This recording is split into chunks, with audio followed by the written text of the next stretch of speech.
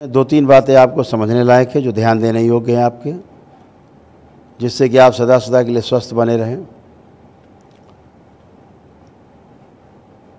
सूजन दो प्रकार की है, एक शरीर की सूजन, दूसरे आपके मस्तिष्क की सूजन। जो आपके मस्तिष्क की सूजन है वो सबसे ज़्यादा खतरनाक है। इस धरती पर शरीर की सूजन समाप्त करने की औषधि बनी है, कारगर है थोड़ा बहुत, लेकिन मस्तिष्क की सूजन की कोई दवा, कोई औषधि आज तक नहीं बनी और ना ही बनेगी। कारण क्या है? कोई भी ऐसी औषधि ना बनी है और ना भविष्य में कभी बनेगी कि औषधि आपके मस्तिष्क में चली जाए।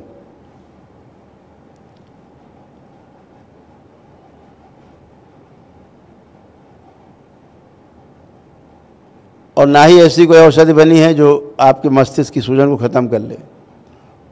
यही सूजन आप में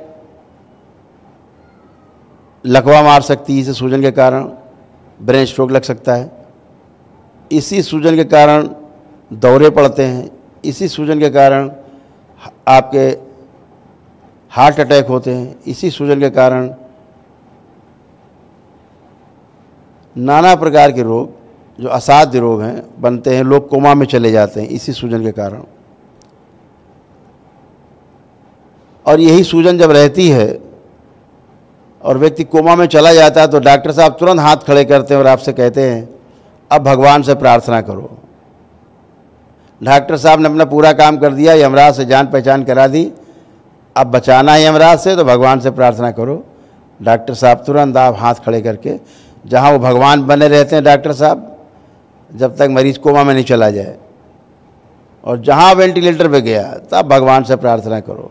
डॉक्टर साहब ने हाथ झाड़ लिए, अब मरेगा तो भगवान दोषी हैं, डॉक्टर साहब नहीं हैं, क्योंकि भगवान ने तुम्हारी प्रार्थना नहीं सुनी। ऐसा खेल रचा हुआ है। डॉक्टर साहब ने चीरना फाड़ना, जितनी दवाइयाँ घुसेड़नी थी शरीर में उतना इंजेक्ट कर दी। अब डॉक्टर साहब का काम खत्म। अब भगवान बचे और आप बचे, आप जानो। तो ये नकारात्मक स्मृतियों के कारण मस्तिष्क में सूजन बनती है, नकारात्मक विचारों के कारण बनती है, नकारात्मक इच्छाओं के कारण बनती है। आज की तारीख में आज जब बैठे हैं आप तो ये सूजन 50-60% आपकी नष्ट हो चुकी है, लेकिन फिर भी जो शेष है उसके लिए आपको दरबार में जो लेपन होता है माँ बाबा के द्वारा सिद्ध है, जो जैसे हवन सिद्ध है तत्काल आपको रिलीफ देते हैं इमीडिएट, ऐसे ही हवन भी सिद्ध होने के साथ साथ यह आपके लेप भी सिद्ध है माँ बाबा के द्वारा, जिससे आप सिर पर लेपन कराते हैं। तो जो सामान्य रूप से लोग बीमार रहे हैं वो 3 माह तक, और जो ज़्यादा कष्ट रहे हैं जिन्हें तमाम प्रकार के रोग हैं, असाध्य हैं, तो ज़्यादा समय तक करेंगे लेपन, 6-7 महीने तक। पागल रहे हैं या पागलपन जैसी हरकतें करते रहें या पेशियाँ आती रही हैं या डिप्रेशन में रहे, एंजाइटी रही हो, तमाम इस प्रकार के मानसिक रोग रहे हैं, वो कम से कम 6-7 महीने लेपन करें तो ये मस्तिष्क की सूजन भी चली जाती है। यह जो मस्तिष्क की सूजन है यह आपके बुखार से लेकर के और कैंसर और एड्स बनने तक की जिम्मेदारी ये सूजन है, ध्यान रखना। यह सूजन सबसे ज़्यादा भ्रम उत्पन्न करती है, और यह सूजन जो भ्रम उत्पन्न करती है, जहाँ कष्ट नहीं होगा वहाँ कष्ट बताएगी, जो नहीं होगा वो दिखाएगी, उसी को भ्रम है। जो है नहीं वो दिखाई दे, और जो दिखना चाहिए वो आपको दिखे नहीं, यही भ्रम है। तो ये सूजन का काम है। आप लेपन करते हैं, धीरे धीरे ये आपका भ्रम समाप्त होता है और आप स्वस्थ रहते हैं। तमाम नकारात्मक रोगी स्मृतियों से छुटकारा पाने के साथ साथ तमाम रोगों से छुटकारा भी पा जाते हैं। जो असाध्य रोगी रहे हैं उनके संपर्क जो भी परिवार के सदस्य तमाम असाध्य रोगियों की तरह बिस्तर पर पड़े हुए हैं, कष्ट झेल रहे हैं, उनके भी तमाम नकारात्मक रोगी स्मृतियाँ थी, सब नष्ट हो चुकी हैं, रोग का कारण नष्ट हुआ है। लेकिन जो शरीर पर रोग बना हुआ है, रह गया है, वो धीरे धीरे आपकी औषधियाँ जो काम नहीं कर रही थी, पहली बात वही औषधियाँ कार्य करने लगेंगी, नंबर 1। और नंबर 2 ये है कि जो रोग बढ़ रहा था वह रोग बढ़ाना रुक जाता है आपका, क्योंकि वो नकारात्मक रोगी स्मृतियाँ नष्ट हो चुकी होती हैं, तो आप अच्छे होते हैं। तो ये बात का ध्यान रखना है कि लेपन आपको करना है। दूसरा, संकल्प पे ध्यान रखिएगा। कोई कष्ट हो, शनिवार के दिन, जैसे आज शनिवार है, आज मैं रात में संकल्प कराऊंगा, तो ये संकल्प जरूर करें।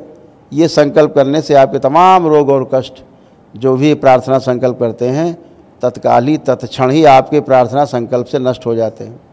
यहाँ ये भी ध्यान रखना होगा, आप ऐसा मत सोचें कि आपने हवन कर लिया तो आपने कोई किला जीत लिया है।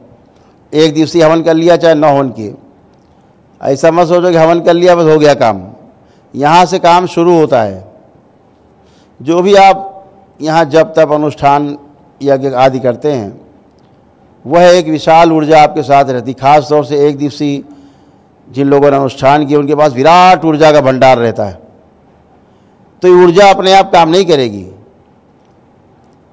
ये ऊर्जा काम करेगी। गाड़ी में पेट्रोल भी है, गाड़ी नई गाड़ी भी है, सब कुछ है, ऊर्जा भी है, सब कुछ है, लेकिन गाड़ी को स्टार्ट करने की ज़रूरत है। और जहाँ पर ले जाना है, स्टीयरिंग मोड़ के गाड़ी चला के वहाँ ले जाना पड़ेगा। अपने आप पेट्रोल भर गया है तो अपने आप गाड़ी नहीं चली जाएगी। तो आपके पास ऊर्जा खूब है, लेकिन इच्छित फल की प्राप्ति के लिए आपको संकल्प करना पड़ता है, प्रार्थना करना पड़ता है। अगर आप प्रार्थना करते हो, संकल्प करते हो, वही ऊर्जा आपके संकल्प को पूरा करा देती है तत्काल, तत्क्षण। जैसे आप उसी ऊर्जा से तुरंत ठीक हुए। जितने लोग अंदर बैठे हैं, परिवार के लोग, उनके बाहर बैठे, सभी लोग फर्स्ट क्लास। किसी जो भी कष्ट रोग थे, अभी उन्हें कोई भी कष्ट नहीं। जो 7 रोग थे, एक भी कष्ट नहीं। जिन पे आपने 400 रोगों में टिक मारी है, एक भी कष्ट किसी में शेष नहीं, सब नष्ट हो चुके हैं। जितना भी डिप्रेशन था खत्म है, एंजाइटी डिसऑर्डर खत्म है, किसी में नहीं है।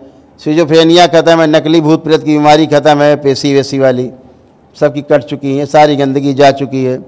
पैरानॉइड डिसऑर्डर है, या मल्टीपल स्क्लेरोसिस है, या इसी प्रकार के तमाम मानसिक रोग जिसको बोलते हैं स्पिरिट पर्सनालिटी बोलते हैं, या मेंटल डिसऑर्डर है, या ओसीडी बोलते हैं, ऑब्सेसिव कंपल्सिव डिसऑर्डर। और ओसीडी जो है, ये सबसे ज़्यादा खतरनाक है परिवार के सदस्यों में। सब परिवार में रहती हैं, किसी में कम, किसी में ज़्यादा रहती है। तलाक का पहला कारण पति पत्नी में और माता पिता बच्चों के बीच में तो दूरी का कारण यह ओसीडी है, जिसकी औषधि आज तक संसार में नहीं बनी, लेकिन आपकी पूरी समाप्त हो चुकी है। अब किसी में कोई तलाक के विचार नहीं, कोई आत्महत्या के विचार नहीं, किसी प्रकार का एक नकारात्मक आपके अंदर विचार नहीं, कोई विचार आपके अंदर गंदा नहीं बचा, एक विचार गंदा नहीं, सब चेक कर सकते हो। एक नकारात्मक इच्छा विचार आप में शेष नहीं है, आंखें बंद करके चेक कर सकते हो, किसी में शेष नहीं।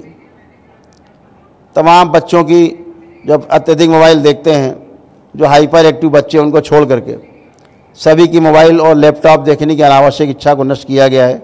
जो लोग मांस और मदिरा का सेवन करते थे, उनकी मांस और मदिरा खाने की इच्छा को नष्ट कर दिया गया है। यह जिन्होंने संकल्प किया है, किसी में मांस मदिरा खाने की कोई इच्छा शेष नहीं। तलाक वलाक सब खत्म हो चुके, तलाक की इच्छा नष्ट हो चुकी है, कोई तलाक का भाव नहीं अब, न पति में न पत्नी में। अब केवल जिम्मेदारी का भाव है।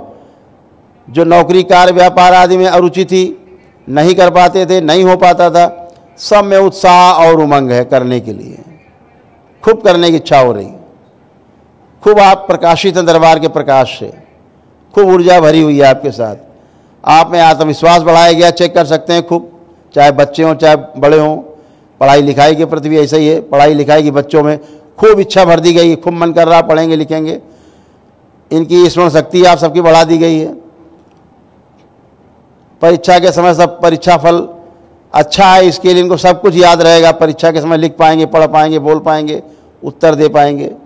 और जो नौकरी कार्य व्यापार करते हैं, उनके अंदर भी सब अंदर उमंग भरी हुई कि हमें अब खूब काम करना है और खूब ढंग से अपने परिवार का पालन पोषण करना है। इसके लिए उनके आत्मविश्वास भर दिया गया है, एकाग्रता बढ़ाई गई है। तो ऐसे करके खूब आपको ट्यून किया गया, पूरी बॉडी को और आपके मन को, ताकि आप अपना काम अच्छे से कर सकें। तो ये सब दरबार ने किया है। वह ध्यान रखें, कोई नकारात्मक शक्ति की पूजा नहीं करनी है। ध्यान रखिए, नकारात्मक शक्ति की पूजा बिल्कुल भी नहीं करनी है, इस बात का विशेष ध्यान रखिएगा। तमाम आपने पूजा पाठ किए, उनको कोई रिलीफ नहीं मिलता था।